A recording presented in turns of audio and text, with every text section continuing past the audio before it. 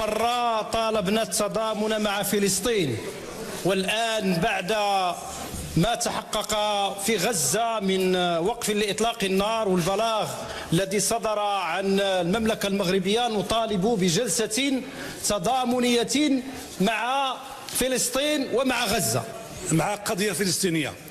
والقضية الفلسطينية قضية شعب وملك، وقضية فلسطينية هي قضية أولا لاحظنا أن عندما كان هناك وقف إطلاق النار، الشاحنات الأولى المملوءة بالمساعدات هي شاحنات مغربية بأمر من جلالة الملك. إذا المغاربة كاملين أغلبية ومعارضة، شعب يؤمن لا الدين ديالو فيه قضية فلسطينية. شكرا.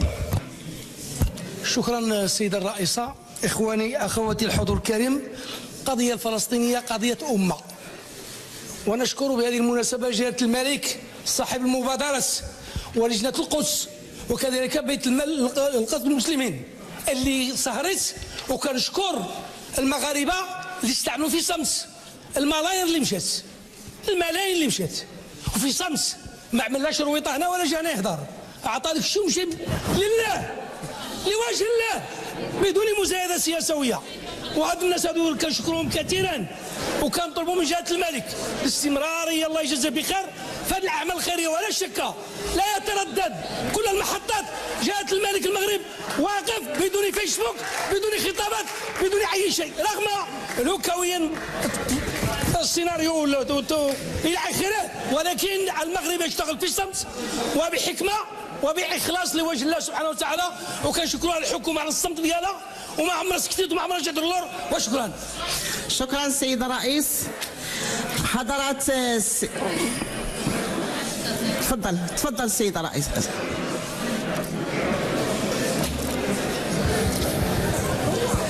السيدة الرئيسة، الله يخليكم شوية الهدوء، الله يخليكم. القضية الفلسطينية كما قال السادة الرؤساء ليست مجالا للمزايدة، هي قضية ملك وشعب، وجلالة الملك كيقول لك هي قضية في نفس المستوى ديال الوحدة الترابية وديال القضية الوطنية. نحن نتساءل، من شي واحد كيقول لك شرويطة، أنا كنقول له أنت هو الرئيس ديال لجنة الصداقة المغربية الفلسطينية، شنو هي المبادرة اللي دارت 15 شهر والاعتداء على الشعب الفلسطيني؟ ولا مبادرة. نحن نطالب هذا المجلس أنه يعقد جلسة خاصة بالقضية الفلسطينية. غير معقول الشعب كيخرج في أكثر من 70 مدينة مغربية اللي خرج فيها المظاهرات، واليوم يحتفل الشعب المغربي بوقف إطلاق النار، والبرلمان الذي يمثل الشعب المغربي. أين نحن كبرلمانيين وهذا المجلس وهذه المؤسسة من القضية الفلسطينية؟ ومول الرئيس تاع اللجنة يقول لنا شنو دار. شكرا سيد الرئيس. نحن كلنا متضامنون مع الشعب الفلسطيني، وهذا أمر محسوم ويحظى بإجماع الجميع، بإجماع وطني. تفضل السيد الرئيس. مع الأسف في قضية تعيش في وجدان كل مغربي ومغربية، وماشي من أخلاقنا أننا نتزايدوا في قضية مثل هذه في مستوى قضيتنا الوطنية.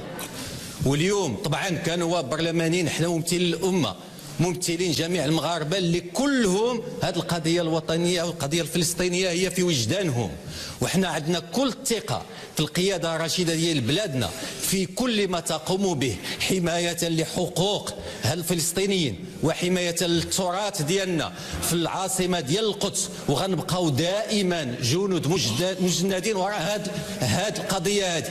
ولا مجال في افتتاح جلسة أسبوعية عادية لمثل هذه المزايدات. وشكرا. شكرا سيد الرئيس. حضرات سيدة، تفضل السيد الرئيس. أنا كنضم الصوت ديالنا للصوت كاع السادة الرؤساء اللي دخلوا في القضية الفلسطينية، والكل يعلم أن القضية الفلسطينية راه قضية المغاربة كاملين ملكا وشعبا، وتظاهرات تضامنية اللي نظمها المغرب ونظمها دائما أكبر تعبير على التضامن مع الشعب الفلسطيني. إذن وجلالة الملك بصفته رئيسا للجنة القدس، بصفته كذلك يعبر دائما، وهو الذي قال في خطابته بأن القضية الفلسطينية تحتل نفس الرتبة ونفس المكانة مع القضية الوطنية. إذن نحن هنا جميعا مع القضية الفلسطينية، ولا مجال لأحد أن يزايد على أحد آخر. فالقضية الفلسطينية حاضرة في جميع المحافل، في جميع التظاهرات، في جميع قلوب المغاربة. وشكرا. شكرا سيد الرئيس. حضرات السيدات والسادة، نشرع الآن في طرح الأسئلة الشفهية. تفضل سيد نائب. السلام عليكم السيدة الرئيسة، السادة النواب المحترمين. في الحقيقة أنا هنا غادي نتكلم ولا أعرف من يزايد على من، لأن المعارضة تزايد على الأغلبية والأغلبية تزايد على المعارضة في قضية مصيرية وهي قضية الشعب المغربي، وجلالة الملك حطها في المرتبة الأولى مع القضية الوطنية.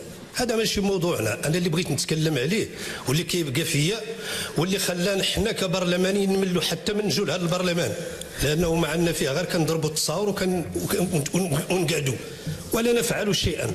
حنا هنا خاصنا نفرقوا بين جوج المسألة. اتصلت الله يجازيك بخير. الله يخليكم شوية الهدوء، شوية الهدوء، خليوا السيد النائب يكمل. يجب أن نفرق الله يجازيكم بخير بين الأغلبية الحكومية والأغلبية البرلمانية. نحن هنا ماشي محامون ديال الحكومة، نحن هنا ممثلين ديال الأمة، ويجب أن نضع قضايا الأمة في صلب الاهتمام ديالنا. وإلا بقينا غادي نتزايدوا بحال هكا، راه الانتخابات يبدو على أنها اقتربت والتسخينات بدات. هذا الشيء راه ماشي من مصلحة البرلمان ولا من مصلحة المواطنين اللي انتخبونا وداروا الثقة فينا. الله يجازيكم بخير. راه هذه المزايدات هذه راه ما غتوصل بنا إلا للطريق. شكرا سيد نائب. شكرا. ثانيا السيدة الرئيسة، في اللجان يقع ضغط كبير من أجل التشريع، خاصة بلجنة العدل والتشريع. ملي كيمشي لمجلس المستشارين ما كاين لا ضغط لا والو. وبالمناسبة كيوقع التأجيل في اللجان، التأجيل اللي كيجي من طرف الحكومة ما كنعرفوش كاع الأسباب ديالو. حنا غير الثمن اللي درنا اللي قالنا الرئيس، أي تأجيل ديال اللجنة كيطيح على المجلس 200,000 درهم، على الأقل نديروا غرامة لهذا الوزير اللي غادي أخرنا على الأقل هذه المدة هذه.